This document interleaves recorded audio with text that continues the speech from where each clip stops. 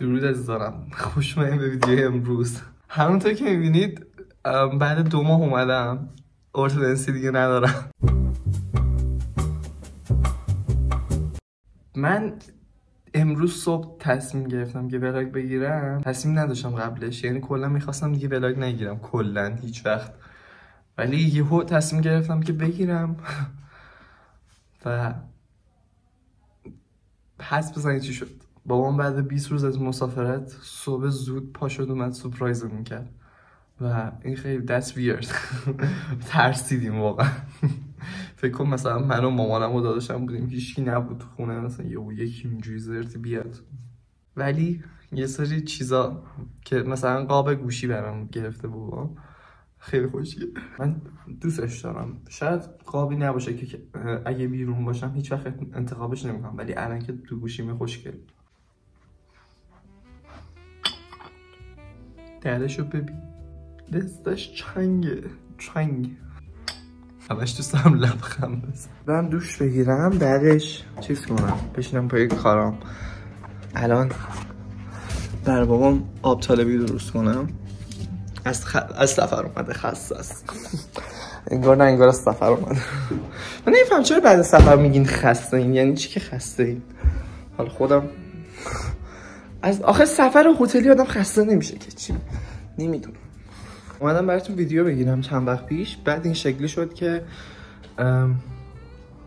آب طلبی با پریمیر خیلی کار سختی ادیت زدن و من تحملم نکشید و ویدیو رو ادیت نکردم و گفتم که اوکی ولش کن، انقدر سخت نگیر، با کپ کات ادیت میکنم از این بعد. کپ کات خیلی کامله به عنوان نرم افزار ادیت موبایل، یه جاهایی با این شاد، یه جاهایی با کپ کات کار را میفته. آخه امتحان عربی، نظرم راجع به کلا امتحانات نهایی اینه که یارو عقده داره، میدونی که چون هر سوالو یه نفر طرح میکنه و بینشون مسابقه است. اونی که از همه سخت‌تر طرح کنه و سوالش جوندارتر باشه سوالش انتخاب میشه. و این صفحه آموزش پرورشه. ببخشید یکم عجیب اگه حرف میزنم، به خاطر همین ارتودنسیمو در بردن یکم سخته. آره دیگه، این صفحه آموزشی ماه که یارو صدشو باید بذاره برای سوال. خب من دانش آموز نمیتونم صدامو بذارم برای یه سوال. در صداش خاله من باز در کل. آره الان اینو بخورم، بعد برم دوش بگیرم، بعد برم قهوه‌مو درست کنم، برم بشینم خبرم درسامو بخونم تا شب امتحانه. امیدوارم که امتحان خوب بدم. امروز یکم کارایی بیشتری نسبت درس خوندنم دارم، اونو تموم شه بعد بیام بشینم وایس قطعات ارکسترم رو ضبط کنم بفرستم برای استادم. حموممون رو رفتیم، الان برم مسواکمو بزنم، ریشمو بزنم و همین. اوکی، من عشان به خودم رسیدم، اتاقم مرتب کردم. اما من با این درس دیگه وقت درسه. اوکی آقا، من باید بشینم عربی بخونم. قواعد عربی رو میخوام بخونم. مثلا میتونم با این مثلا سه مثلا میتونم با این اوکی کنم. بس خیلی شد. سرعت تغییر مودم رو میبینی؟ اوکی، چیزایی که توشون باید بنویسم چون دفترم گم شد.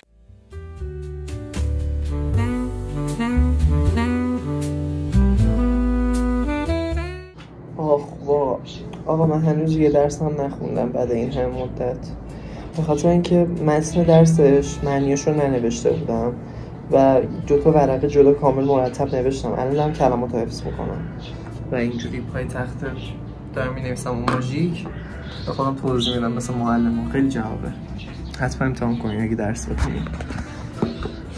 هوا گرمه، تو خیلی سرده، اونجا هوا خوبه، گرم هست ولی باد میاد چون تو سایه هم.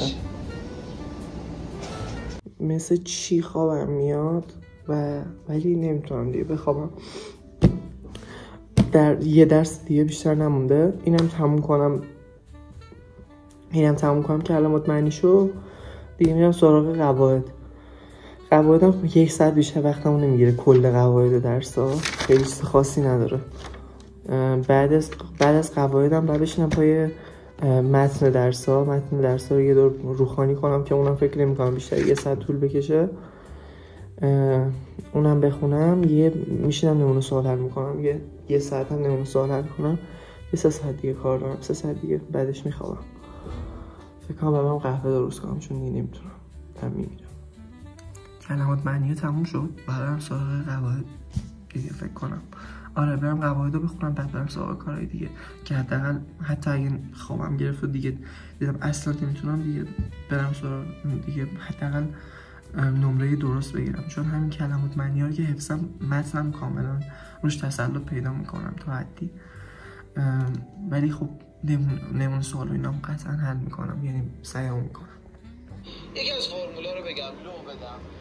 ببین فعل ما صبحتون بخیر.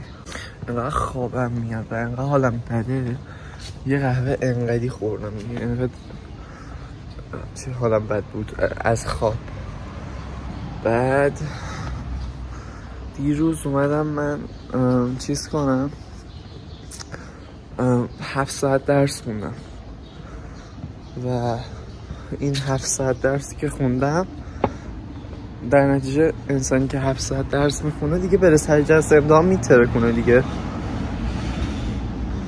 رفتم شروع کردم نمونه سوال حل کنم، یهو دیدم بوم هیچیشو نمیتونم حل کنم، هیچیش. حتی کلمات معنیه که فول بودم 50 دور از روش خونده بودم، 50 دور بابام پرسیده بود، 2-3 تاش اصلا انگار نبود توی 11ام، نمیدونم برای چه سالی بود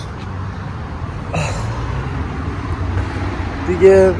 با کلی خوابالودگی و حال بد و خستگی و کلی بعد دیشب نشستم کلی نمونه سوال حل کردم، کلی نمیدونم ویدیو دیدم، یعنی یه کارایی کردم که اصلا تو زندگیم برای هیچ امتحانی نکرده بودم. اینقدر حرصم داد در میاد. واقعا اگه نمره بد بگیرم و برم سر جلسه امتحان ببینم نتونم حل کنم، واقعا ناراحت میشم، حالم بد میشه. چون صدمو گذاشتم برای امتحان دیگه، این 100 احسان بود دیگه، بالاتر از این ندارم. بعد واقعا عقده‌ای ان دیگه، یعنی فقط نهایت عقده‌ای بودن یه سری آدم بیشعور رو داره میرسونه که فقط به فکر اینن که دهن آدمای دیگر رو سرویس کنن به قیمت اینکه سوالشون تو امتحان انتخاب بشه. چون هر سوال یه نفر انتخاب چیز میکنه، اوکی میکنه، مینویسه، و اینکه هر نفر یه سوال رو انجام میده، بعدش دقیقا همینه، اینکه یارو میخواد 100ش رو برای اون سواله بذاره و حتی به قیمت این باشه که دهن اون بچه ها پاره سرویس بشه. و واقعا نمیدونم که من اگه به جایی 700 ساعت هم درس میخوندم هیچ تأثیری نداشت، چون از عقده‌ای بودن اینا چیزی کم نمیشه. اوکی آقا، من امتحان دادم، برگشتم و بخوام نظرم راجع به امتحان بگم، امتحان خیلی آسان‌تر از چیزی بود که من دیشب دیدم و دیشب حل کردم. آره آسان‌تر بود، خوب بود و به نظرم نمره خوبی میگیرم. سلام بچه‌ها، از بخش ادیت باهاتون حرف میزنم. نمره خوب 14 رو اگه نمره خوب حساب میکنین، با 8 ساعت مثلا درس خوندم به نظرم 14 خیلی نمره خوبیه. برای هیچ امتحانی اینقدر وقت نذاشته بودم و واقعا قبول ندارم این قضیه رو و واقعا دم مسئولین گرم. 100تون رو میذارین دیگه قشنگ، 100تون رو میذارین قشنگ تا ته. و دیگه نمیتونم واقعا دیگه خسته شدم.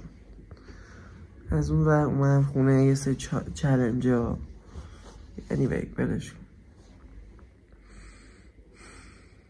خیلی دارم میخواد بخوابم ولی خوابم نمیاد. هم خوابم میاد هم خوابم نمیاد. میفهمین چی میگم؟ مطمئنم میفهمین چی میگم. آره یعنی میدونی نمیخوام چیز کنم، واقعا نمیتونم درس بخونم الان، نمیتونم دیگه بشینم مثلا کارهای مهم انجام بدم. دوست دارم فقط زودتر تموم شه، یعنی این خستگیم بره، بعد برم بیرون، چون دیگه واقعا نمیتونم. از خونه مونده خسته شدم دیگه، واقعا مغزم یا باید بخوابم یا باید برم بیرون. اوکی، همین، زیاد پای گوشی نمیشینم. این برنامه امروزه.